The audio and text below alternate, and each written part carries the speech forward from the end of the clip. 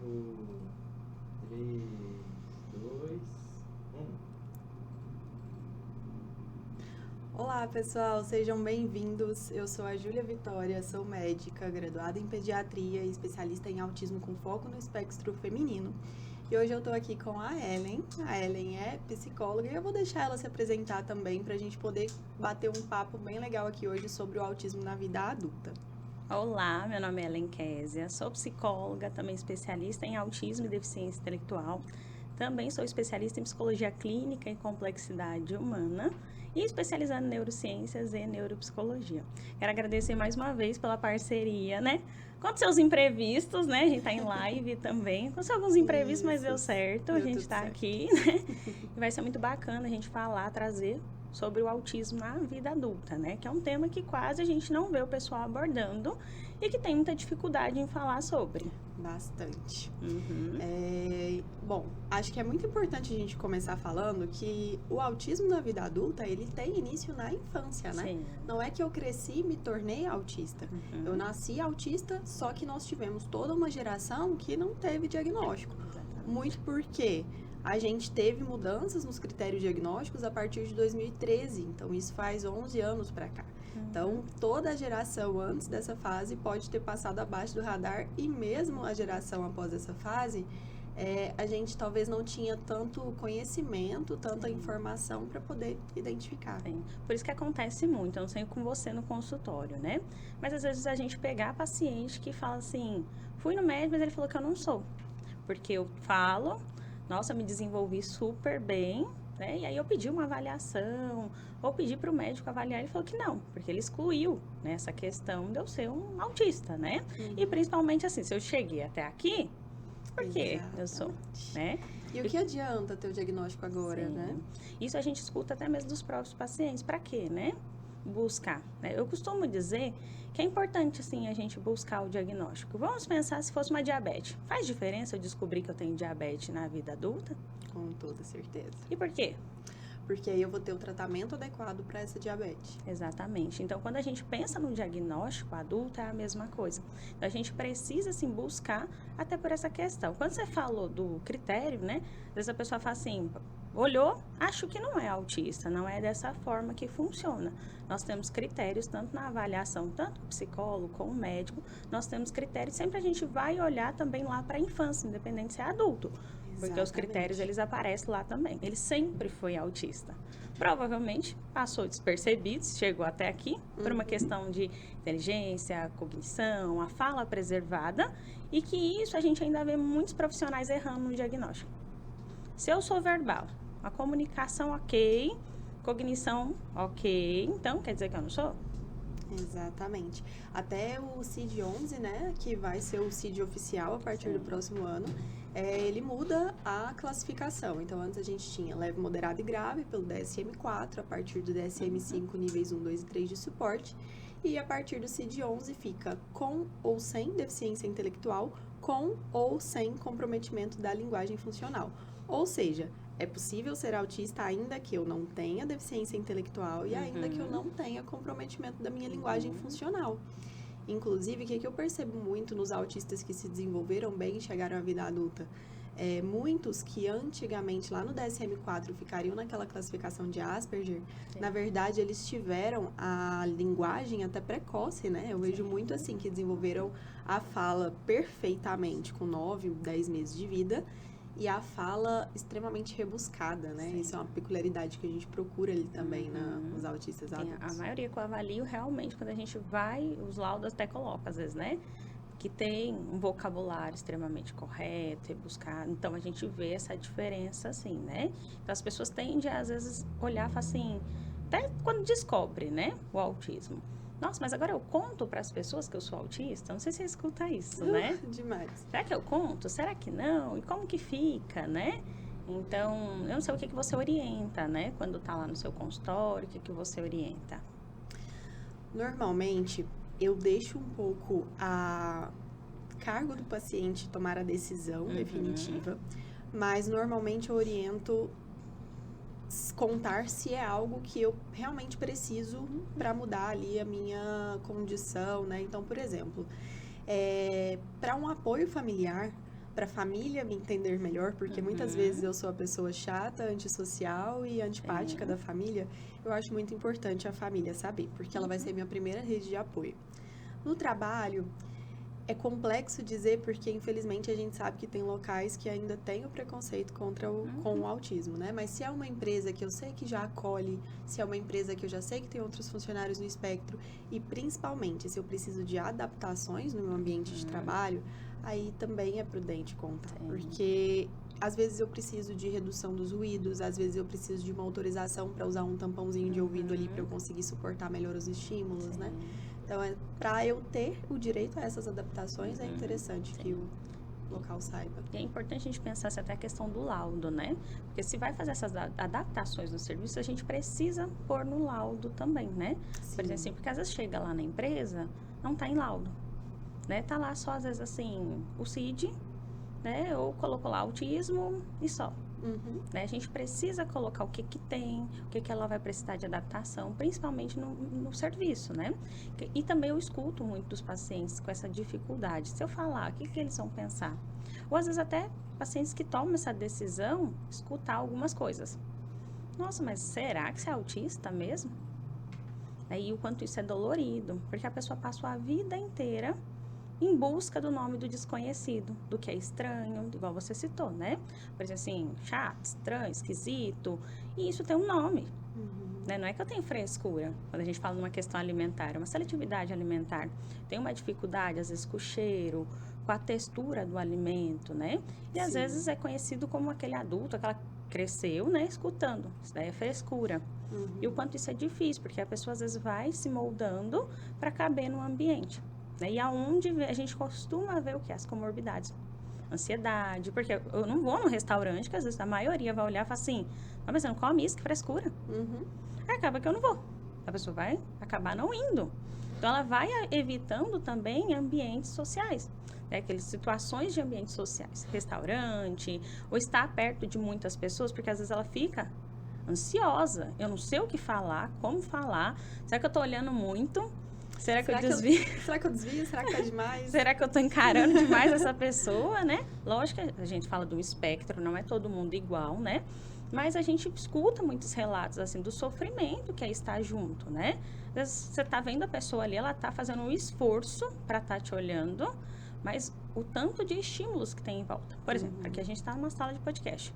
Tem iluminação, a cor, né? E às vezes a pessoa tá olhando e a gente não sabe o esforço que ela tá fazendo. Né? E às vezes o estímulo, som, barulho, né? Mas tem pessoas que às vezes não conseguem, né? Em alguns momentos ela pode apresentar uma certa dificuldade com isso também.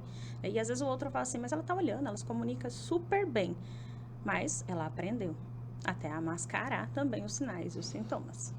Por isso que é difícil o diagnóstico. Eu falo que para lidar com, fazer o diagnóstico ou trabalhar com pessoas assim, a gente sabe que é muito difícil esse diagnóstico. Porque a gente tem que olhar pequenos detalhes. Sabe? De olhar, questionar. Não é só aqueles sinais clássicos, porque se chegou até agora, ele já aprendeu a mascarar. Então, a gente não vai olhar e ver todos os critérios ali que a gente vê no manual, tá ali na nossa cara. A gente vai precisar olhar com mais cuidado. Questão de som, barulho, cheiro, questionar, às vezes pedir para trazer alguém da família, buscar lá na infância, porque é o que a gente fala. Se é autista, sempre foi. Por isso que a gente vai buscar lá na infância. Então, esse olhar do profissional tem que ser muito cuidadoso. E eu falo, é muito difícil. Eu já atendi, né, crianças autistas, passei agora para a vida adulta, adolescentes e adulto, mas eu falo, é muito difícil fazer o diagnóstico. Às vezes até nós, você pode depois falar um pouco sobre isso, mas nós profissionais, eu pelo menos, fico às vezes com essa dificuldade, porque aparecem as comorbidades junto. Sim. E é muito difícil fazer esse diagnóstico. E só pontuando, essa palavra sofrimento, ela é a grande chave, né? Eu recebo muita pergunta, eu tenho algumas características, mas será que eu devo investigar? Eu pergunto, olha, depende, você sofre por conta disso? Porque 90% dos autistas adultos, eles têm sobreposição por ansiedade, depressão ou os dois. Então, ele chegou aqui, mas chegou aqui a custas de muito esforço, de muito sofrimento. Se há sofrimento, sempre vale a pena investigar, porque é algo que vai me adoecer mentalmente. Então, acho que a grande chave, a grande peça é essa. Essa questão do diagnóstico, realmente, eu montei todo um dossiê, assim, para eu conseguir, né, avaliar, porque, infelizmente, a gente sabe que dependendo do local do país que a pessoa tá, dependendo das condições financeiras, ela não vai conseguir passar por uma boa avaliação. Então, eu faço um dossiê mesmo, é essa investigação dos primeiros anos de vida, das pessoas que convivem com ela, além de escalas padronizadas ali para conseguir quantificar, para daí a gente conseguir somar ferramentas, né, para fazer, porque às vezes só de ouvir ali os sintomas realmente ainda fica difícil. Então, essa opinião, essa visão de quem está de fora, de quem está ao nosso lado, e essa quantificação mesmo ali, somatória de pontos, ela é muito importante para poder ajudar. Querendo ou não, mesclam comorbidades. Só que o que eu mais observo com as pessoas que chegam para mim já na vida adulta? Vários diagnósticos anteriores. Sim, né? a maioria. Porque não é que não possa ter uma ansiedade, não é que não possa ter uma depressão, mas eu só vejo a ansiedade, eu só vejo a depressão. Sim. Eu ouvi uma frase em uma aula que eu achei que é determinante, assim. Se eu tenho uma ponta solta, eu tenho que avaliar além. Sim. Ok, eu posso ter ansiedade e depressão, mas eu tenho isso, mais uma dificuldade de socialização, mais uma dificuldade na manutenção de relacionamentos. Peraí, então isso não é só ansiedade e depressão. Sim. A gente tem que buscar, né? Mas realmente o que chega é pacientes que já têm vários diagnósticos. E aquilo ele não responde o que ele está buscando. Dele olhar e falar assim, mas eu não acho que é só isso. Porque, olha, eu estou às vezes fazendo até uso da medicação, mas não vejo que é só isso. Ainda tem algo. E eles utilizam muito essa palavra, eu não me encaixo. Só que essa palavra, até do sofrimento, eu não me encaixo, parece que não dá certo. Para mim, o que está acontecendo? Na maioria das vezes, quando eles buscam a avaliação, tem perguntas. Digo, por que eu faço isso? Por que eu sou assim?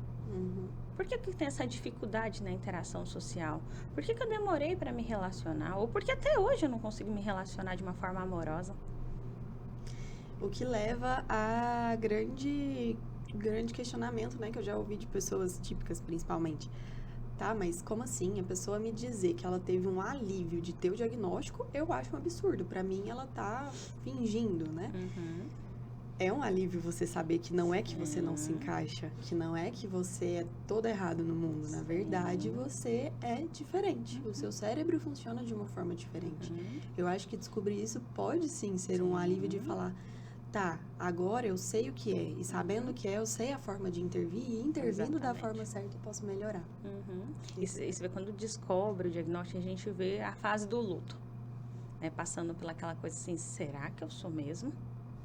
Não, mas eu acho que eu respondi aquela escala errada. Acho que eu fui na L, na doutora Júlia, eu respondi alguma coisa errada. Mas será que eu falei certinho? Né? E aí, por isso que eu falo que é complicado, às vezes, quando ela vai logo de cara falar para alguém, né? Porque às vezes ela mesma tá assim, se questionando. Né? Então, quando o paciente chega falando, eu falo, não falo, eu pergunto, como que tá para você primeiro? Você quer falar? Né? Porque às vezes a gente vê que ele ainda tá nessa fase de luto, de aceitação, elaboração. Mas é muito comum a gente ver o que? O paciente olhando, porque eu falo assim, quando a gente descobre o diagnóstico, a pessoa ela vai buscar coisas lá de trás, ela revive memórias lá de trás, ela olha e fala assim, então agora tá explicado porque eu fazia isso na infância. Agora eu entendo. Então, nesse processo é muito complicado porque ele começa a olhar agora, né, as coisas que passou, então ele está fazendo uma elaboração. Ele está trazendo um significado para tudo aquilo ali que ele passou e daqui em diante, o que eu faço com essa informação? Então, ele vai olhar lá atrás. Então, isso pode mexer muito com o paciente. Tristeza, ele ressignificar muitas coisas. Olhar e falar assim, nossa, então eu me culpava demais. Nossa, então eu apanhei por tal motivo e nem era motivo. Não que às vezes a pessoa fez por maldade ou falou algo por maldade, né? Às vezes não sabia. Exatamente. Né? Era a forma de lidar, assim, tô falando no sentido de pontuar algo. Para com isso, né? Come essa comida aqui, né? Na seletividade alimentar. E aí ele começa a olhar para aquela situação e começar a entender. Então, é entender lá atrás, daqui para frente, o que eu faço com essa informação, como que eu vou utilizar isso, o que tem de melhoria. E é importante a avaliação, porque senão eu estou tratando o quê? O que eu vou intervir? O que precisa melhorar? Quando a gente pensa nas intervenções, é igual para cada paciente? Não é. É individual, independente dele ser adulto, criança. Vai ser a necessidade daquele paciente.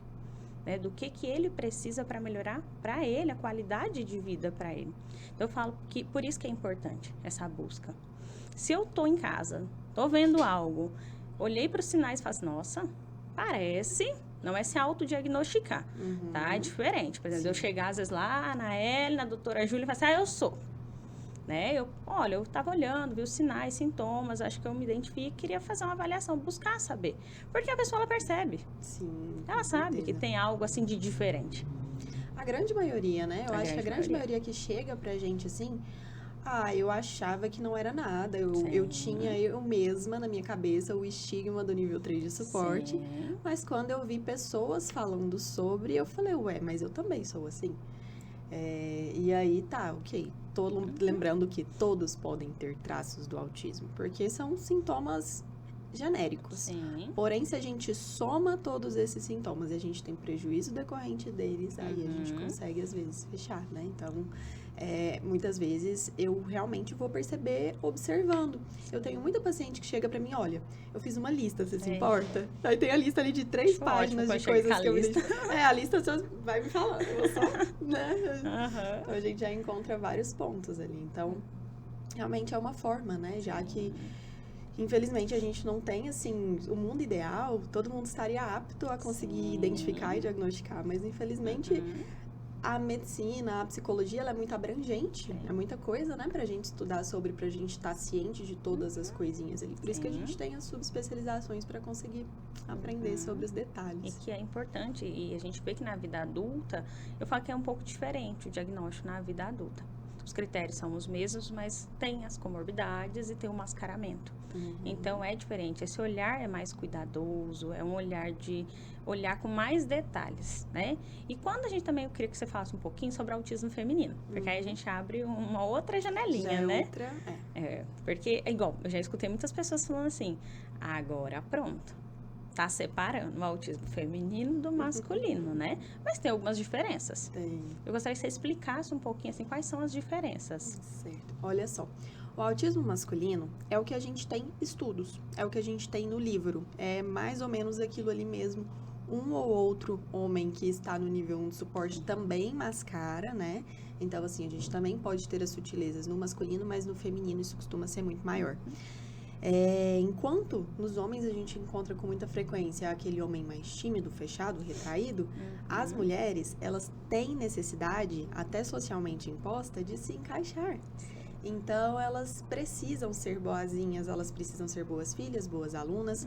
E no autismo a gente tem muito a questão da adesão inflexível a regras, né? Eu preciso seguir regras. Se me disseram que tem que ser assim, eu tenho que ser assim. Se me disseram que tem que ser perfeito, eu vou tentar fazer perfeito. Então, elas normalmente são ótimas estudantes, elas são ótimas profissionais. Elas conseguem, às vezes, até se destacar mesmo, assim, das outras pessoas, porque elas são muito perfeccionistas, muito rígidas ali no que elas estão fazendo. Então, por vezes, elas conversam muito melhor e elas mascaram, e já me perguntaram, mas mascara mesmo o neném? Sim, mesmo o neném. Eu já vi um videozinho de uma neném de 1 ano e 10 na época, brincando de boneca com as amiguinhas e brincando de boneca sozinha. Com as amiguinhas, eu tô aqui, ó. Ela tá penteando o cabelo, vou pentear também. Ela tá ninando, eu vou ninar também. Sozinha, eu olho pra cara da boneca, eu falo, vou fazer o que aqui agora? Vou tirar a roupa, vou lavar o cabelo, que é o que eu vejo ali, né? Então, nas mulheres, elas vão tendo essa adaptação. Na adolescência, aqui eu vou contar um pouquinho, né? Eu sempre tive muitas questões durante toda a vida e eu acabei tendo meu diagnóstico na vida adulta após começar a estudar e trabalhar com o espectro feminino e realmente falar, nossa, mas eu me encaixo em muitas coisas. Mas eu falei, eu não sei se eu tenho tantos prejuízos, até que eu descobri os meus prejuízos. Aí eu falei, é algo que estava incomodando as pessoas ao meu redor e eu não sabia, né? Meu marido que eu diga. Então, eu era uma criança extremamente retraída. Eu era uma criança que andava olhando para os próprios pés, porém minha mãe é artista. E aí ela disse, não, eu vou colocar essa menina para fazer tudo que tiver pela frente. Então eu fiz balé, eu fiz expressão corporal, eu fiz aula de clarinete, violão, canto, pintura, desenho. Fui para palco desde os meus 10 anos, porque a minha escola era muito voltada para artes. E eu vivi na mesma escola de 8 aos 17. Quando você tá 10 anos num ambiente que é totalmente confortável para você, você vai conseguir socializar melhor. Porque são as mesmas pessoas, praticamente. Faz parte da rotina. Né? Faz parte da rotina, então você se adapta. Então, assim, vai passar despercebido, muito provavelmente.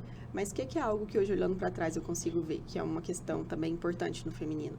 As mulheres conseguem socializar, mas é aquela borboletinha. Hoje eu socializo com esse grupo, amanhã com aquele, amanhã com outro. E em cada grupo que eu estiver, eu vou vestir uma capa. Sim. E aí, quando a gente vai chegando na vida adulta, você fala, e agora? Quem eu sou? Do que eu gosto? Nossa, eu ouvi aquela banda. Eu ouvi aquela banda e eu não faço nem ideia do que seja, eu nem gostava daquilo. Eu, tipo assim, sabe, me adaptei a todo o estilo pra me encaixar. Por isso que elas passam tão despercebidas. Sim. Só que aí você vai chegando na vida adulta, eu já não consigo manter tanto as minhas amizades do ensino médio. Na faculdade, a exigência ali é muito maior. E se você só copia as pessoas do seu meio, você é falsa. Você não me desce, porque não sabe, como que ela se adapta tão bem a cada lugar, né? E eu até ouvi de uma colega, né? Ah, mas como? Sem terapia nenhuma, como que aprendeu a fazer esse masking? É uma vida treinando. Uma vida inteira. Se você treinou a vida inteira desde o seu primeiro ano de vida, você vai aprender. E aprendeu, né? Pra lidar com tudo aquilo ali. E por isso que passa despercebido. Porque Sim. tem a imitação. Exatamente. Eu consigo imitar, mascarar os sinais. Como foi quando você descobriu o seu diagnóstico? Ao mesmo tempo na verdade, eu busquei o meu diagnóstico porque eu não sabia se eu ia querer ou não ser mãe. E querendo ou não, a gente vai chegando aos 30, a gente tem que começar a se planejar, né? Então, eu falava, olha, se eu for e eu estiver no espectro, eu tenho chance de ter um filho no espectro, que não seja um problema, mas talvez eu vou precisar ficar mais em alerta, ter intervenções mais precoces. Então, eu fiz minha avaliação mais por isso, imaginando que fosse ficar num fenótipo ampliado, até identificar ali minhas condições. Mas mudou.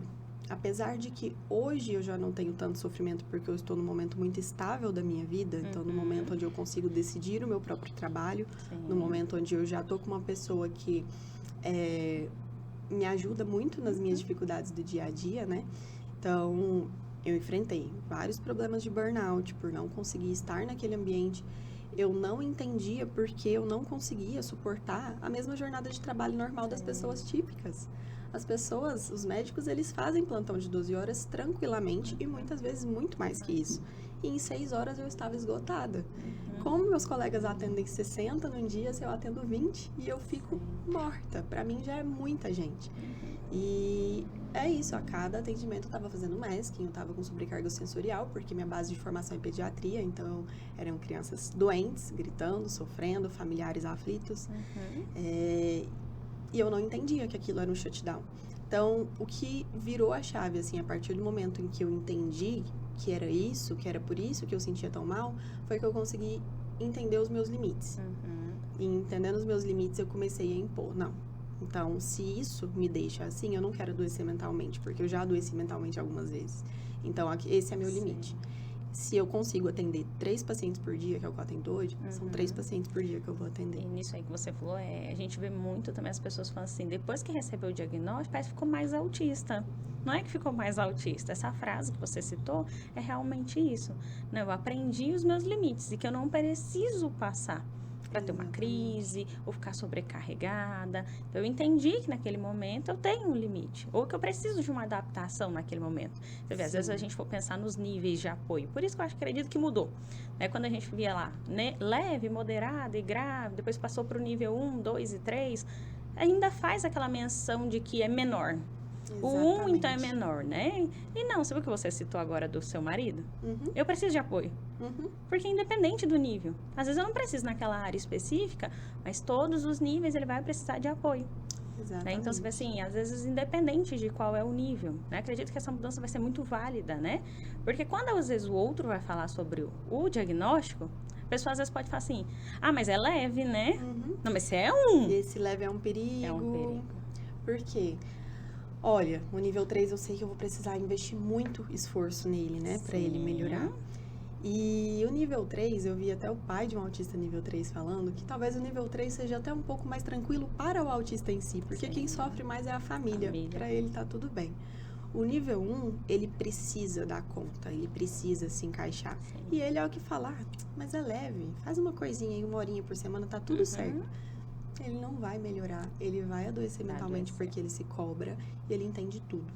Entender tudo, às vezes, é muito E é importante a difícil. gente falar que tem a transição também.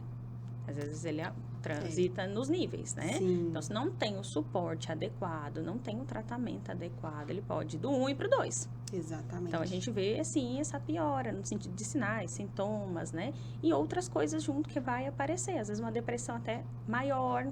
Então, a gente vê alguns sinais, assim, às vezes, quando o paciente escuta, mas é leve. Aí, ele recorre. Tudo que ele já passou. É leve para quem? Exatamente. Eu acho que até por isso, né, mudou a nomenclatura. Sim. E por isso também que a partir do CID-11 tirou até os níveis de suporte. Então, tem ou não tem comprometimento de fala, tem ou não tem comprometimento autista, intelectual. É autista e pronto. Né? Então, E que isso é importante, né? A gente vê que essas mudanças, quando mudou, passou para o 1, 2, 3, ainda ficou aquela coisa assim, mas é 1, né? Então tá baixo, né? Então você vê que isso é importante, essas mudanças para ocorrer, para entender que é um espectro. Quando a gente fala que é um espectro, às vezes o nível de suporte, ele vai precisar de suporte, né? E independente, né? Às vezes em alguma área mais do que às vezes até o nível 2 e 3. no meu caso, por exemplo, para trabalhar, eu consigo me dar muito bem em ambiente de trabalho. As meninas falam, mas como que você consegue dar palestra? Gente, ali na palestra, eu sou a palestrante. Eu visto minha roupa de palestrante, eu chego no totalmente autoconfiante. Mas se você me colocar para ir sozinha, por exemplo, num evento que tenha um jantar onde eu preciso interagir com as pessoas e eu não conheço ninguém, eu não vou. Ou meu marido vai comigo, eu tenho uma prima que também é pediatra, ou ela vai comigo, ou assim, você pode me convidar, eu vou falar que eu vou pensar, mas provavelmente eu não vou, porque sozinha pra mim é muito difícil esse processo de sair de casa. Porque tem uma diferença no que você citou. Numa palestra eu sei o que eu vou fazer. Exatamente. É começo, meio e fim. Eu sei exatamente o que eu vou falar, eu já planejei. Já planejou, às vezes eu tenho um slide, eu sei o que eu vou fazer. E numa interação social, num jantar? Às vezes as pessoas estão ali, a maioria talvez eu não conheço. Às vezes está numa mesa, conversa com a pessoa que está nessa ponta de lá e começa um monte de assunto. E aí? Isso é uma questão assim que durante a minha vida toda eu nunca tive muito interesse em falar com as pessoas da minha idade, que é um sinal muito comum, né? Normalmente até as mulheres elas preferem conversar com pessoas mais velhas. Ainda assim, mesmo para conversar com pessoas mais velhas, ainda que eu goste, eu preciso ter um esforço mental um pouco maior para assim planejar, me portar. Eu sempre gostei de conversar com crianças. Por isso eu fui pro lado da pediatria. Porque eu sentava ali com elas e eu ficava tranquila, sabe? Eu não precisava fingir ser ninguém. As crianças, elas falam sobre coisas totalmente aleatórias. Eu achava o máximo. Eu falava, gente, como elas conseguem imaginar essas coisas? Porque pra mim não era algo assim. Né? Pra mim não era algo. Eu até fui uma criança imaginativa, sabe? Nem digo que eu não fui, mas a gente tem muita questão de não conseguir compartilhar nosso imaginativo, né? E aí eu ficava, gente, como pode? Eu achava incrível. E aí foi principalmente o que me levou primeiro a ir pro lado da pediatria. Foi o hiperfoco mesmo que eu fui criando no feminino, que foi me levando depois pro lado do espectro feminino, que eu sempre gostei muito das duas linhas, trabalhar com criança e trabalhar com mulheres. Então é importante a gente pensar um pouquinho nisso, na diferença, né? Que às vezes as pessoas não entendem muito bem e vai achando assim, mas por que agora tá fazendo essa separação? Porque tem diferença, né? Os estudos, como você falou, é mais pro lado masculino. Então, sim, tem essa diferença. Inclusive, eu escutei esses dias, estava lendo sobre, né, também, sobre mulheres autistas, gestação. Né? Que se você comentou, aí eu lembrei, né? Bom, ultimamente eu ando estudando muito sobre a sexualidade no autismo, né? E também ouvi essa parte e isso me interessou. Como eu falei, eu atendia crianças, que me fez mudar, né? Foi eu ver a primeira paciente que eu atendi adulto e eu falar assim, nossa, é diferente. Não que a criança não é importante, claro que é, intervenção precoce, mas quando eu atendi o meu primeiro paciente adulto, ele me trouxe a demanda dele, as dores dele. E eu ouvi aquilo, mexeu muito comigo. E eu falei, gente, e não tem para atender, ou a gente vê que tem muito foco, estudos, lógico, já melhorou muito, mas ainda perto do que é comparado com a infância, ainda é pouco. E eu olhava assim, Nossa, aqui a gente precisa ter um olhar mais atento. Eu lembro até hoje dessa primeira pessoa que eu atendi e mexeu demais comigo. De eu olhar e escutar as dores, o sofrimento, porque até então eu atendia, tipo assim, 2 aninhos, 1 aninho. Era bem precoce mesmo, atendimento infantil novinho. Então, não que não tinha coisas pra gente fazer, tinha muito. E o sofrimento da família também, que a gente vê que às vezes é difícil para a família, Sim, com né? certeza. Quando recebe o diagnóstico. Mas quando eu escutei aquele paciente falando, eu tinha muito receio. Falava assim, não vou atender adulto. Eu estudei, vou atender só infantil, né? E eu nem imaginava. O primeiro momento que eu peguei um paciente adulto para atender, aquilo ali mexeu demais comigo. Eu olhar e falar assim, não, eu acho que é aqui para esse caminho que eu vou. Dá para fazer a diferença aqui também. É um público que quase não tem profissionais. Depois me deparei com muitas dificuldades no caminho. Literatura, estudar sobre, buscar pessoas, né, que trabalham com isso também. Porque às vezes eu encaminhava para alguém, por exemplo, fazia avaliação neuro, encaminhava para alguém, a pessoa, não é? Eu falei, gente, mas tá aqui ó, os resultados. E aí, quando eu pedi uma devolutiva, a pessoa bateu o olho e falou que não. Ou às vezes nem lê. Eu já Não recebi lê. encaminhamento de uma neuropsicóloga pedindo, por favor, leia a avaliação. Ela, assim, a primeira página era, eu queria te pedir encarecidamente para ler a avaliação. Isso é triste, né? É Mas triste. é a uma realidade. paciente com vários diagnósticos, com várias comorbidades e tratamentos, assim, que agora a gente está conseguindo, depois de alguns meses, deixá-la mais estável, mais tranquila, Sim. começar a planejar um futuro, sabe? Então, eu acho que o que mexeu muito comigo também no adulto foi isso, a possibilidade de eu não vou conseguir mudar o que já foi o passado, Sim. mas eu vou conseguir aliviar uma dor que seria pro resto da Pro vida. resto da vida. E que é difícil. Que é difícil. E é complexo. E a gente vê esse sofrimento, né? Às vezes a dor que a pessoa tá e fala, sofrimento, e que eles precisam ter um lugar que entenda daquele sofrimento, que ele possa ser ele, até para ele conseguir. E o que a gente vê muito quando descobre o diagnóstico é isso. Ele tá buscando dali para frente, o que eu faço com isso? Ou às vezes ele vai se deparar, lembra que eu falei do luto, quando você recebe o diagnóstico? Ele se depara com isso também. Ele vai lá para a infância, ele vai para a adolescência, e ele olha também para a vida adulta e fala assim, quem sou eu? Sim. Sem mascarar, então quem sou eu? Então você vê que isso daí é muito sofrimento envolvido. Por isso que quando a gente fala assim, cuidado às vezes quando você encontra alguém, né, que te falou que ele é autista. Toma cuidado às vezes com o que você vai falar, porque isso você pode gerar mais sofrimento. Sim, exatamente. Porque às vezes eu vou falando assim com uma palavra entre aspas, amenizar, o apoio. Não, mas acho que é leve, né? Escuta. Já é muito. Escuta. Não precisa falar. Escuta. Se você não sabe, pergunta. Mas me explica como que funciona. Do que às vezes olhar para o laudo, aquela pessoa já passou por uma avaliação e às vezes foi até difícil. Às vezes ele nem foi no psicólogo, no médico buscando isso. Exatamente. E de repente chega lá comigo, eu olho para ele e falo assim, olha, não é só uma depressão, vamos fazer uma avaliação que eu acredito que tem alguma outra coisa, vamos buscar, investigar? Tem muitos que às vezes chegou lá para mim e nem sabe o que era. Eu já tive paciente que pegou o diagnóstico e falou, ela começou a chorar desesperadamente, ela falou, quer dizer que eu nunca vou melhorar? Sim. Aí eu travei, né? Falei, olha, agora a gente vai te dar as ferramentas corretas para você melhorar. Sim. O autismo não vai sumir. O autismo ele vai com você pro resto da vida, mas não precisa ser ruim para sempre. Você pode encontrar os seus superpoderes dentro do autismo, né? Os seus lados bons assim e ajuda para aquilo que tá muito ruim, para aquilo que tá difícil. Então não precisa ser ruim para sempre. Sim, é exatamente isso. Então, a avaliação, ela te dá essa oportunidade, né?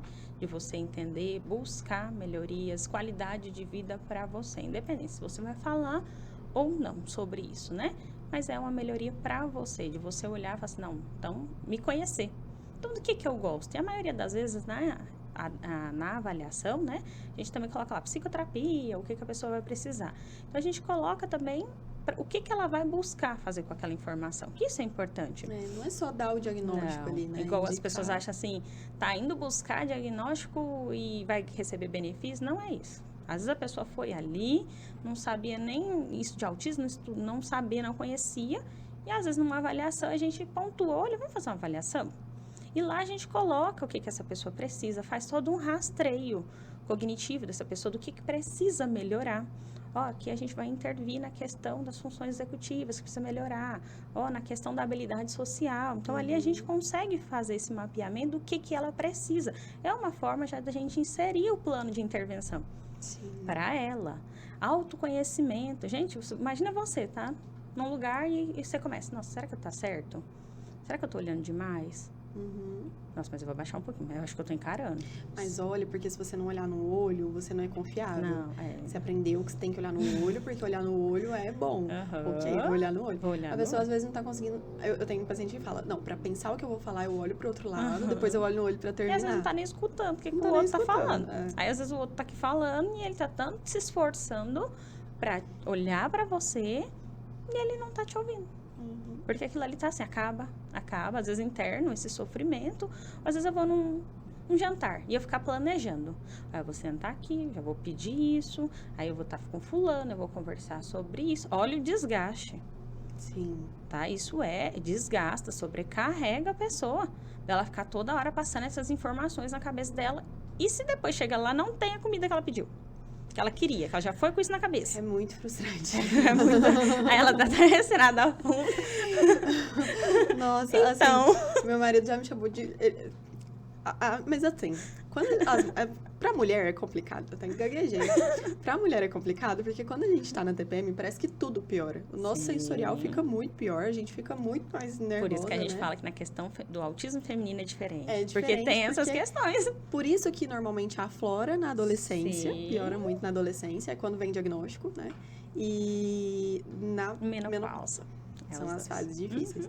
Eu já teve épocas de eu viajar com meu marido, né? E ele falar, não, vamos comer um doce. Ok, eu gosto muito de doce. Eu sou taurina e ainda tem a questão da seletividade mais pro doce.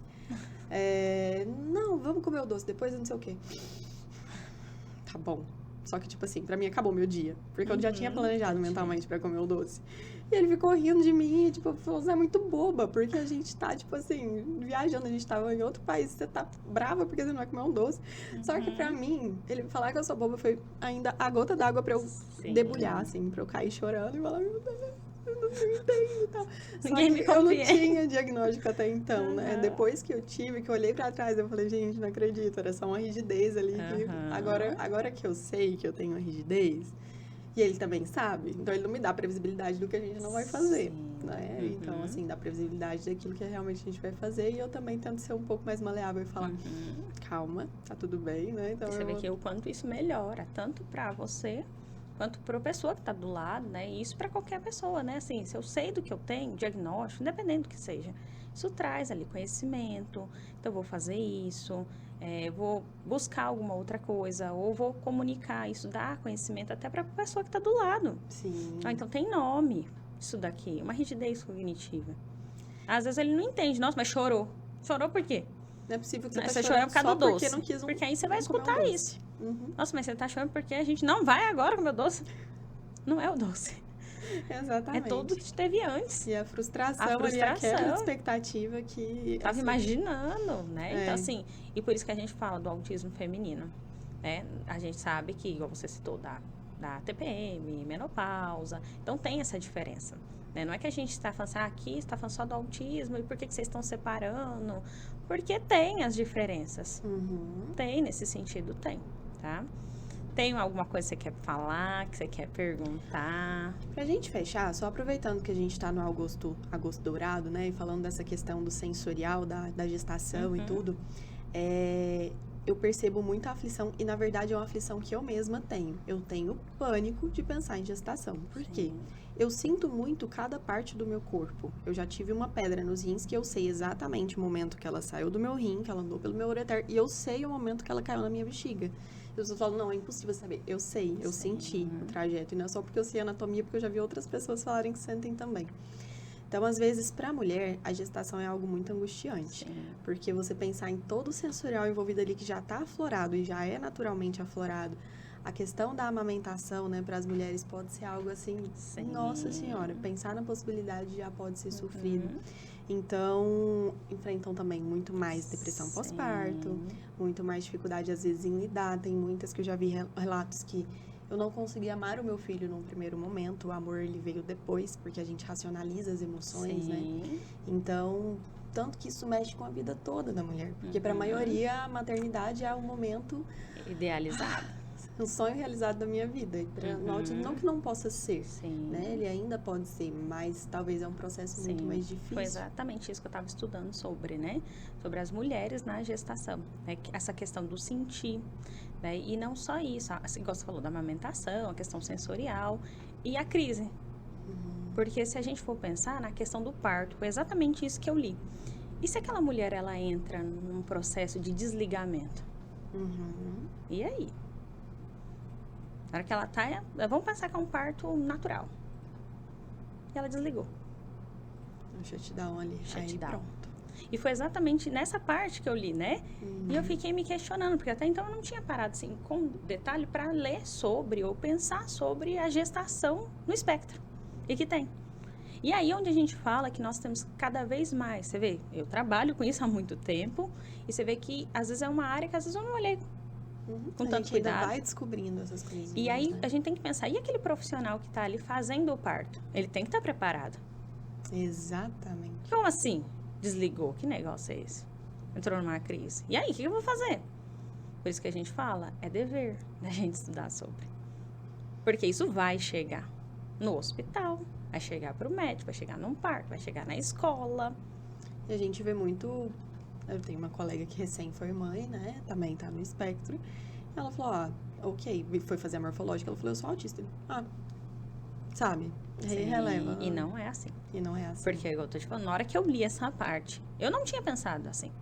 Eu li assim, realmente. se acontece um desligamento bem na hora que tá ali na gestação, que você tá no parto, trabalho de parto. Eu já vi muitas mulheres que não sentiram tanto a dor. Foi lá assim, achou que era uma contração de treinamento, chegou lá, já tava pra parir, 7 centímetros. E tem isso, a questão da resistência à dor também. Não é que todos, mas aparece.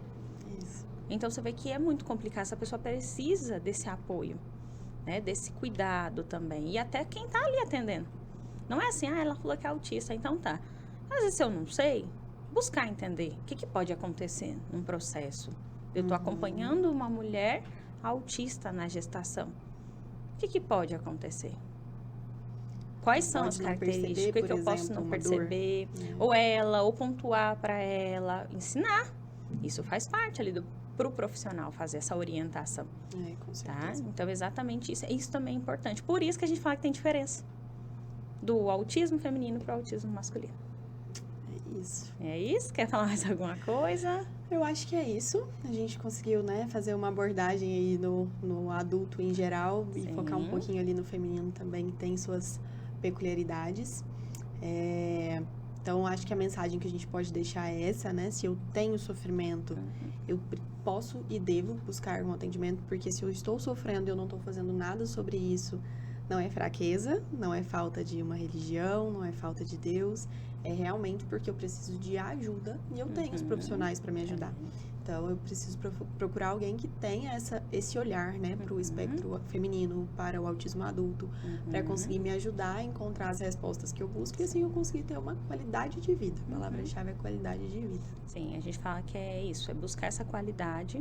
E se você se identifica com alguns sinais ou percebe alguma coisa de diferença, às vezes já tem ali uma dúvida. Então, vai atrás, não é você. Aí você vai ter uma avaliação com uma pessoa que sabe, que conhece, pra gente buscar junto. Normalmente não é sozinho, né? Igual eu sou parceira aqui da Júlia, a gente faz juntos, não é sozinha, né? Então, assim, vou só num profissional, ele vai me olhar e falar que sim, que não. Não é assim. Tem escala, tem atendimento, tem a entrevista, a anamnese, observação clínica, aplicar de teste, lá no médico também. Então, não é você. Mas se tem uma dúvida, tem um sofrimento, tem aquela coisa que parece que eu não me encaixo, não tô fazendo parte, por que eu sou assim? É a hora da gente buscar algo. Buscar saber, não para falar para os outros, mas para você e para você ter essa qualidade de vida. Quero agradecer mais uma vez essa parceria. Acho que já é a terceira live, né, que a gente faz juntas, né? Eu quero agradecer a parceria, é um prazer trabalhar com vocês, estar com você, tá? E é isso, espero que vocês tenham gostado. O prazer é meu, obrigada mais uma vez pelo convite, né? E continuamos aí falando um pouco sobre esse universo que é tão importante a gente levar conhecimento sobre. Exatamente. Tchau. Tchau, tchau.